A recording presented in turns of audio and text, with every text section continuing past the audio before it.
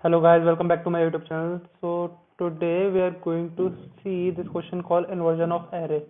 So you can see this question here. I'll just link this in the description box. So let's see what the question is. So question says to us that we are given an array of size n, and let's say the element in the array will be 1, comma 2, comma 4, comma 3. Let's not 3. Let's say it is 5, comma 3. Okay. So these are the elements that I am getting. Now I need to do what? I I need to find the inversion count of this array. Okay. So what inversion count is? Okay. So we say that inversion count is the degree of unsortedness. The degree of unsortedness of an array. Okay. Okay, you must get it. So inversion count is degree of unsortedness of an array.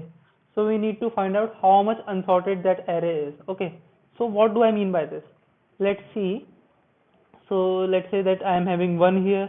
Okay, so we are talking about array in ascending order here. Okay, so we are talking about array in ascending order.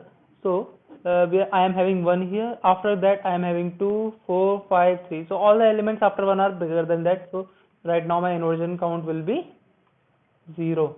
Okay, right now my inversion count is 0. Let's say I am having 2.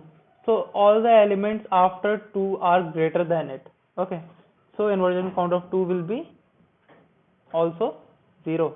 Like inversion count totally will be 0 right now. Okay, so it will not contribute to any inversion count. Now let's say I am having 4 here. So 5 is greater than 4, but 3 is less than 4. Okay, since 3 is less than 4, it means that it contributes to a degree of unsortedness, and we say that this contributes to the inversion. Its contribution to the inversion count will be 1. Okay, so now my inversion count will be 1. Now after that I am having 5, so 5 is greater than 3. Again the inversion count will become 2, and for 3 there are no elements after it, so inversion count will be 2 for this case. Okay, so this is what inversion count would it is. Okay, so you can easily say that I'll just do a nested for loop for this. I'll just do 2 for loops, and I'll just iterate over one element. Like say a native approach would be like I am at this right now. What I will do is I'll just check all the elements after it. If any element is less than it, then I'll just increment my inversion count by 1. Now I will be at 2, I'll check all the elements after 2. If something similar happens, then I also increase my inversion count. So you can do by this approach, but this approach would take order of n square time. Okay, so time complexity in this approach would be order of n square. But we need to do a little bit faster because it is a demand of the questions. Okay, it is a demand of the constraints of the question. Okay, so what comes to our mind first? Okay, the thing that comes to our mind first is we need to selectively see those elements that violate the sortedness of the array. Okay, so there are two algorithms that works on the similar principle, that are bubble sort and insertion sort, but we cannot use them here because again they are of order n square time complexity. We need something much faster. Okay, so for that we can use merge sort here. So when we use merge sort, the things become much appreciable for us. So let's see how merge sort would be used here. Let's say initially I am having array like, let's first understand working of the merge sort, then we would be able to grasp it much clearly. Okay, so what merge sort would do? I am given an array like 1, 2, 4, 5, and then 3. Now I'll just split this array into two parts. So let's say I am splitting like this. Okay, now after that this array will become into two parts. It will be 1, 2, 3, 1 to 4, and after that it will be 5 and 3. Okay, now I will split this again into two parts and this also in two parts. So it will be like 1, 2, 1 comma 2 and 4. This will become 5 and 3. I split this into two parts, so it will become 1 and 2. Okay, so now I have these single elements after splitting by this. So what merge sort says is it is already sorted. Okay, while dividing we can see that this part is already sorted, this part is already sorted, this part is already sorted. So all these parts are sorted. Now what we need to do is we'll just join them one by one, and while we are joining them, they will again become sorted. So we will make them sorted while joining them. Okay, so what we are going to do is we are going to see that it is 1 here, it is 2 here. Okay, now if we join them, what they will become, 1 and 2.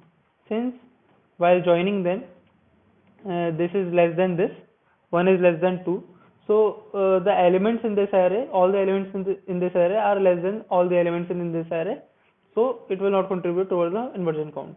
Okay, so my array become 1 comma 2. Now let's say I want to join 1 comma 2 and 4. So what will happen, um, something like this would happen. I'll just join them. Okay, so just a second. Yeah. Okay, so 1 and 2 are less than 4. Okay, so the joining will be much simpler here. It will not involve in increment in inversion count here. So something like this will happen. Now I want to join 5 and 3. So 5 is greater than 3. Okay, since 5 is greater than 3,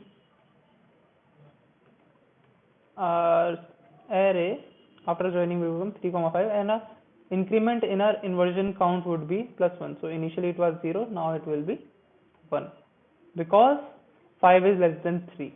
Okay, now I have 1 2 4 and 3 5. You can see that both of these array are sorted.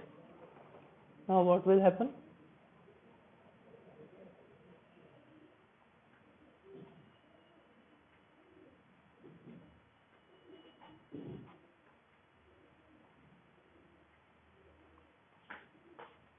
yeah, now what will happen, okay, now what will happen, I'll just join these two array. Yes, so it will be like 1 is less than 3, 2 is less than 3. Okay, so I'll just put both of these here. 1 is less than 3, 2 is less than 3. Now I'll check whether 4 is less than 3. No, 4 is not less than 3. So I'll put 3 here. Okay, while incrementing my inversion count by 1 again, so it will become 2. Okay, now is 4 less than 5? Yes, 4 is less than 5.